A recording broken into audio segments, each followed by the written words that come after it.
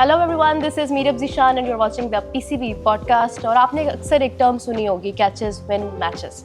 तो हमारे साथ आज जो मौजूद हैं, इनके कैचेस बहुत मशहूर होते हैं। शादाब खान से बात करने जा रहे हैं। अस्सलाम वालेकुम, कैसे हैं आप? कैसे हैं? शादाब वो को कैचेस खास वाला अपने थोड़ा पुराना था मैं।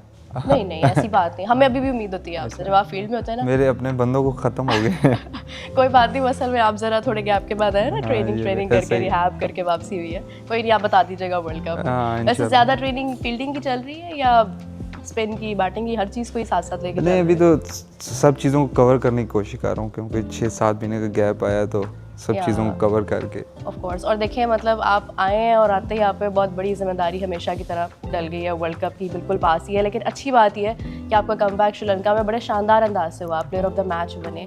फीलिंग्स क्या थी उस वक्त? मुझे लगता है कि कमबैक, मुझे पहले नहीं पता था ऐसा कि कमबैक करना मुश्किल होता है, लेकिन जब मैं पहला मैच खेल रहा था तो मुझे लगता है कि जो मेरा डेब्यू मैच था उससे डेफिनेटली ज़्यादा प्रेशर था।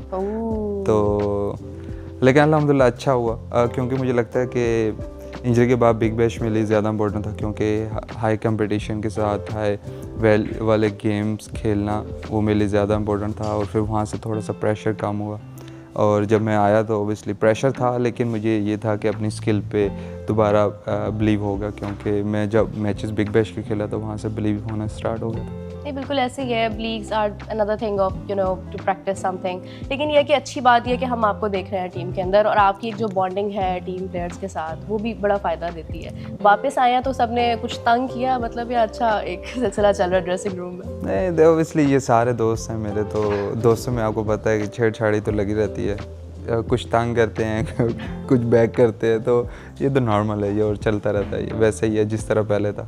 शादाब, आपका वर्ल्ड कप मतलब ये पहला नहीं है, आप इससे पहले भी वर्ल्ड कप्स खेल चुके हैं, और बल्कि आपकी एक बड़ी शानदार 50 भी आई रिमेंबर की थी against South Africa I guess. तो आप देखिए कि मतलब even when we talk about the semifinal against Australia, तो आपके 4 आउट थे, अनफॉर्चुनेटली हम हार गए थे। बट ये है कि आपने अपना बेस्ट दिया है हमेशा वर्ल्ड कप में। लेकिन इस वर्ल्ड कप की खास बात आपके नज़दीक क्या है? देखिए, अभी 3 हमारे 3 आईसीसी टूर्नामेंट हुए हैं, उसमें हम उस तरह अच्छा एज ए टीम परफॉर्म नहीं कर सके।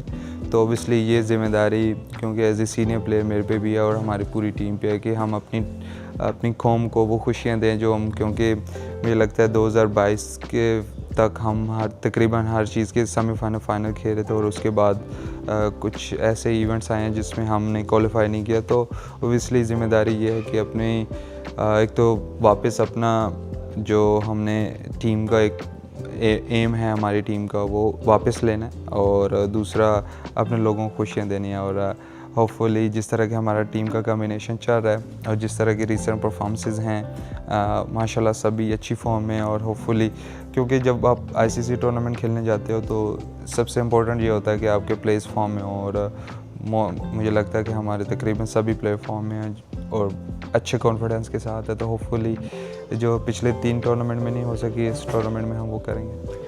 आप पे एक बड़ी भारी जिम्मेदारी आती है, बिकॉज आप जिस नंबर पर आ रहे हैं बैटिंग करने के लिए स्पेसिफिकली, उस वक्त भी रन्स बहुत इंपॉर्टेंट रोल प्ले करते हैं। तो बैटिंग के ऊपर कोई ख़ास काम चल रहा है? देखिए, एज ए प्रोफेशनल जो आप चीज़ें करते रहते हैं, आपका एक प्रोसेस होता है, वही सिंपल प्रोसेस पे, मैं तो प्रोसेस पे यकीन करता हूँ, रिज़ल्ट पे नहीं करता, क्योंकि अगर आपका प्रोसेस अच्छा है तो ओबियसली आपके रिज़ल्ट भी आएंगे। तो वही सेम प्रोसेस चल रहा है, कुछ एक्स्ट्रा करने की कोशिश नहीं कर रहे और ना कुछ कम करने की कोशिश कर रहे हैं, उसी प्रोसेस को मेंटेन करके मुझे लगता है कि जब आप आईसीसी टूर्नामेंट खेलने जाते हैं, ये सारा मेंटल गेम स्टार्ट हो जाता है, क्योंकि आपके पास स्किल तो होते हैं, आप उस लेवल पे होते हैं, लेकिन उसके बाद आप मेनली आप किस तरह प्रिपेयर करते हो, किस अपोनेंट के ख़िलाफ़, किस प्लेयर के ख़िलाफ़ आप किस तरह मेंटली प्रिपेयर करते हो, वो सबसे इम्पोर्टेंट है। विजुअलाइज किस तरह से कर रहे हैं एग्जैक्टली, ये चीज़ बड़ी इंपॉर्टेंस रखती है। अगर थोड़ा सा बैकग्राउंड में जाएं, जितने वर्ल्ड कप्स का एक्सपीरियंस गुजरा है उसमें सबसे डिफ़िकल्ट सिचुएशन कौन सी? मुझे लगता है लास्ट T20 वर्ल्ड कप जो हम पहले दोनों मैच यूएसए वाला भी और इंडिया वाला भी जो हमारे थे, वो मुझे लगता है कि बहुत टफ था, स्पेशली यूएसए वाला। लेकिन दोनों आप कह सकते हैं कि हम ऐसी सिचुएशन में थे कि जीत सकते थे और फिर हार गया। तो मुझे लगता है वो दोनों ऐसे टफ थे कि यार वो थोड़ा भुलाना मुश्किल होता है। वर्ल्ड कप काफ़ी नज़दीक है और जैसा मैंने पहले कहा कि big responsibility is on your shoulders. तो स्पिन की अगर हम बात करते हैं, अगर कभी कोई सिचुएशन प्रेशर वाली हो तो उसके ऊपर आपको लगता है कि आप फ्रंट से लीड करते हैं और आपने कभी कहा हो कि मुझे ओवर करना है यहाँ पर? ऑब्वियसली देखें, आप एक मैचअप्स देखते हैं, आज का मैचअप्स हम बहुत ज़्यादा रिलाई करते हैं मैचअप्स पे, और आपको एज ए बॉलर किसी बैट्समैन के ख़िलाफ़ ज़्यादा कॉन्फिडेंस होता है कि यार मैं इसके ख़िलाफ़ ज़्यादा अच्छा कर सकूँगा या मुझे ये अच्छी तरह पिक नहीं करता। तो ऑब्वियसली जब आपकी प्रेशर सिचुएशन आती है, आपको एक्सपीरियंस काम आता है कि कभी कभार आपको विकेट्स लेनी होती हैं, कभी कभार आपको रन्स रोकने होते हैं। तो उस स्टेज पर आपको ऑब्वियसली जिस तरह आ गया उसके साथ बातचीत करके आपको फ्रंट से लीड करना पड़ता है। लेकिन अगर स्पिन बॉलिंग की बात कीजिए, हमारे पास ऐसे स्पेशली ब्रार, उस्मान भाई, दो वायद ऐसे मिस्ट्री स्पिनर हैं जो कि बहुत अच्छा करते आ रहे हैं और बहुत अच्छे कॉन्फिडेंस में भी हैं। बिल्कुल, ऐसे ही मैं यही पूछने वाली थी आपसे कि आपका जो एक कहते हैं ना कि आपके नज़दीक हमारी टीम में आपके अलावा एक और अच्छा स्पिनर आप किसको देख रहे हैं? वैसे it's a difficult question I guess. नहीं, एक अच्छा नहीं, मुझे लगता है कि तकरीबन सभी जिस तरह ना उस्मान भाई एक यूनिक है, उस्मान तारिक भाई वो एक यूनिक है, उसके एक्शन की वजह से बहुत ज़्यादा मुश्किल होती है बैट्समैन को। एब्रा और थ्रू आउट जब से आया वो बहुत अच्छा कर रहा है।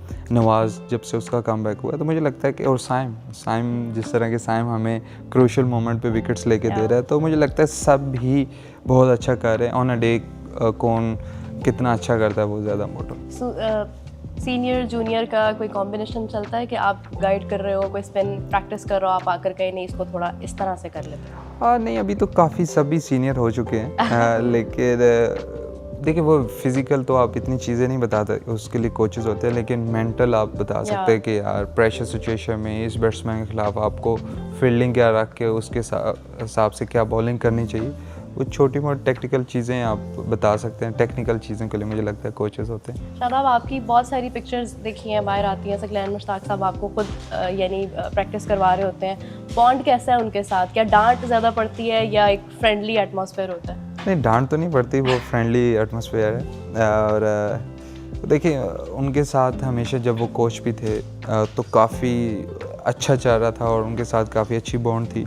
अभी भी सेम है, जब भी कोई प्रॉब्लम होती है मुझे बॉलिंग के हवाले से, मैं उनके साथ बातचीत करता रहता हूँ कि क्या ड्रिल करनी चाहिए इस फील्ड के हिसाब से, क्योंकि कभी कभार आप जब खेल भी रहे होते हैं तो आपको एक जो बॉल की फील है वो उस तरह नहीं आ रही होती, तो आप किसी के साथ बात करते जिसके पास इतना एक्सपीरियंस हो, तो लेजेंड हो, तो उनके साथ बात करके आप सिर्फ at the end of the day आप मेंटली भी आप उनको थोड़ा सा भी रीड करना शुरू कर दे तो मोर देन एनफ होता है। प्लेयर के लिए ना एक नंबर बड़ी इंपॉर्टेंट चीज़ होती है कि लाइक मुझे इस नंबर पे खुद को लगता है कि शायद मैं सूटेबल फील करता हूँ।